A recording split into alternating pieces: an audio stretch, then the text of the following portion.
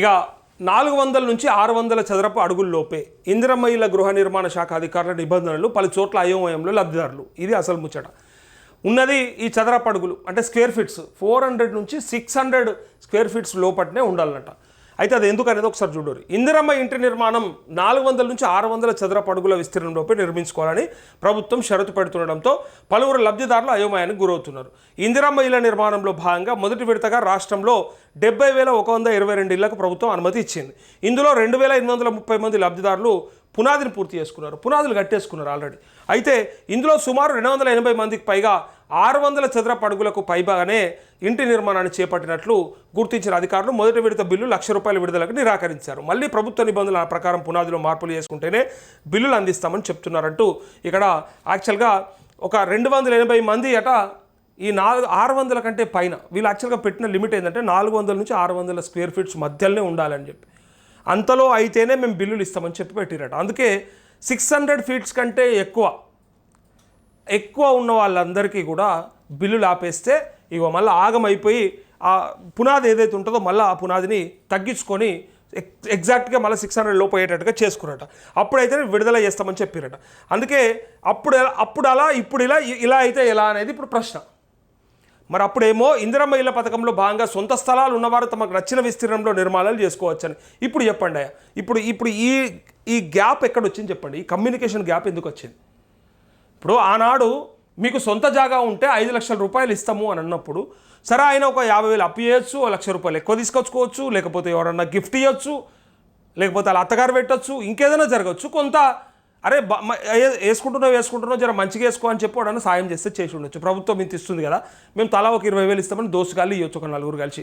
అయితే ఇక్కడ అసలు ముచ్చట ఏంటంటే ఆ రోజేమో మీకు నచ్చినట్టుగా కట్టుకోవచ్చు అని చెప్పి ఇవాళ 5 లక్షలు ఇస్తామని చెప్పి ప్రభుత్వం పలు సందర్భాలు వెల్లడించి మోడల్ ఇళ్లను లబ్ధిదారులకు అందుబాటులో ఉంచినప్పటికీ ఎలాంటి నిబంధనలు పెట్టబోమని తెలిపింది. అప్పుడేమో జస్ట్ మోడల్ ఇల్లు ఉన్నాయి, మీకేం టెన్షన్ లేదు, అది మోడల్కి మాత్రమే తప్ప ఇట్లా కట్టాలి అట్లా కట్టాలి నేను రూల్ పెట్టమని చెప్పిన వాళ్ళు ఎలాంటి నిబంధనలు పెట్టమని చెప్పి ఇవాళ మాత్రం 400 నుంచి 600 చదరపు అడుగుల మధ్యలోనే ఇంటిని నిర్మించుకోవాలని పదే చెప్తుండడంతో లబ్ధిదారుల ఆందోళనకు గురవుతున్నారు. ప్రభుత్వం ఇచ్చే 5 లక్షలతో పాటు తాము కూడా ఇంటికి అదనంగా ఖర్చు చేసుకుంటున్నామని. ఇగో ఇది అసలు ముచ్చట.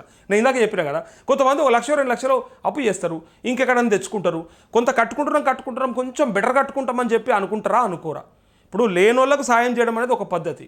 లేనోళ్ళే కట్టుకుంటారు కదా అన్న, మళ్ళీ ఇంకెందుకు ఎక్స్ట్రా అంటే కట్టుకునేటప్పుడు సాయం చేయొచ్చు. ఇల్లు కట్టుకునేటప్పుడు ఎవరైనా ₹1 అడిగితే ₹2 అడిగితే ₹1 సాయం చేస్తారు.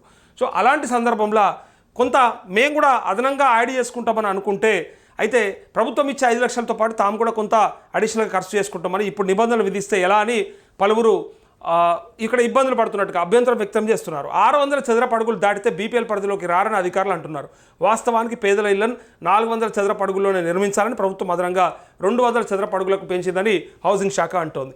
యాక్చువల్గా వీళ్ళు చెప్పేది ఏంటంటే మళ్ళీ ప్రభుత్వం నుంచి 400 స్క్వేర్ ఫీట్ వరకే మేము చెప్పినాం, బీపీఎల్ కుటుంబాలంటే గవ్వే, కానీ ఒక 200 మేమే అడిషనల్గా ఇస్తున్నాం కదా అంటుంది.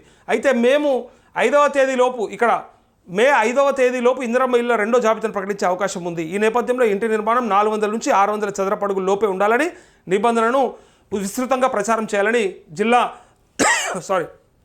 యంత్రాంగాలకు గృహ నిర్మాణ శాఖ ఉన్నతాధికారులు ఆదేశాలు ఇస్తున్నారంటూ యాక్చువల్గా ప్రభుత్వం నుంచి వస్తున్నటువంటి మాట ఏంటంటే మేము 400 స్క్వేర్ ఫీట్లో మాత్రమే కట్టుకోమన్నాం, అది మాత్రమే ఎలిజిబిలిటీ. 200 అనేది మేము అడిషనల్గా ఇట్లనే ఎవరన్నా కావాలనుకున్న వాళ్ళు కట్టుకుంటారని చెప్పి ఏమనలేదు. 200 వరకు మేము వెసులుబాటు ఇచ్చినాం, ఇంకా అంతకంటే మించి కట్టుకున్న వాళ్ళకి మేము ఏం చేస్తామని చెప్పి ప్రభుత్వం అంటుంది. కానీ నేను ఇందాక చెప్పినట్టు సరే మీరు నిబంధనలు పెట్టిరు, నిబంధనల ప్రకారమే ఉండాలని. ఇప్పుడు ఎట్లయినా ఇప్పుడు మీరే ఇంతకుముందు గతంలో మీరే చాలాసార్లు చెప్పారు, ఏదైనా లోన్కి సంబంధించి ఏదైనా మీరు మాఫీ చేసేటప్పుడు కూడా సరే పైన ఉన్నది మీరు కట్టుకుంటే మేము ఇస్తామని చెప్తారు చూడండి. ఇది కూడా గట్లనే అయిపోయింది. సేమ్ ఎక్స్ట్రా ఉన్నది వాళ్ళు కట్టుకోవడానికి వాళ్ళే కదా ముందుకు వచ్చింది, వాళ్ళ దగ్గర ఉన్నది కదా, అది కట్టుకునేదే ఉన్నది కాబట్టి మేము ఎందుకు ఇస్తామన్నట్టుగా వీళ్ళు చెప్తారు. మీ దగ్గర ఎక్స్ట్రా అమౌంట్ ఉండి మీరు కట్టుకునే కెపాసిటీ ఉన్నాక ఇంకా మాదెందుకు అన్నట్టుగా మేము ఇట్లయితేనే ఇస్తామని చెప్పి పెట్టుకున్నారు కదా. సో ఇది ప్రజలు తెలుసుకోవాలి, ప్రజలు చెప్పాలి.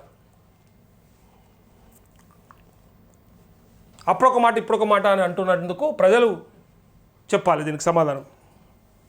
ప్రభుత్వం అట్లా చెప్తుంది కాబట్టి.